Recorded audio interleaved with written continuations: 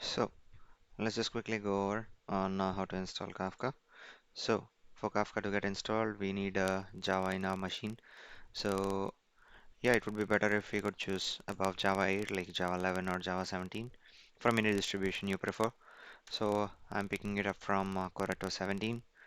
So you could go for JDK as well. But yeah, so let me just quickly install Java on my machine. Yep, it is installed. So let me quickly verify if it has been installed or not. Yep, I could see Java 17, so it's installed. Now, let's see how to install Kafka as Java is already present on our machine. So let's just download the libraries that are provided by Apache Kafka. So you could directly go to the website and download as well.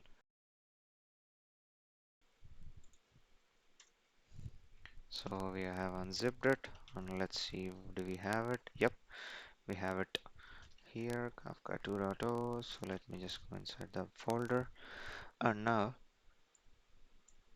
let's try to run this command, which is bin. We would need to start our Zookeeper server first. So let me just quickly start Zookeeper server, and in order to see the logs, we could simply say zookeeper log.txt. So if you see, a Zookeeper is up and running. So yep, don't just not bother about all these enable and properties. So yep, since we have our Zookeeper running, we'll just go ahead and start our server. So before we start our server, we would need to, uh, manage the heap size that is defaulted by Kafka. So it allocates 1 GB, but we would need to, uh, change it to according to our machine size. So I would recommend to change it according to your machine size, since I can't afford to allocate 1 GB on my Linux machine.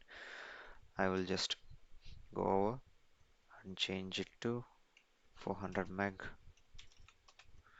All right. You could go over, let's 400 meg, save it, and now I'll just run it.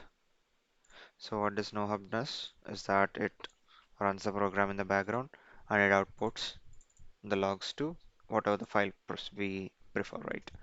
So it has started. So to verify if it has started or not, so again we will say kafka log.txt. So it seems we have our server running, and these are bunch of properties of Kafka. We will discuss among as we go ahead. So, so let's just see if there are any topics on our Kafka server, right? So since we have just started, we shouldn't be able to see any Kafka topic, right? So let me go ahead and create a Kafka topic for us.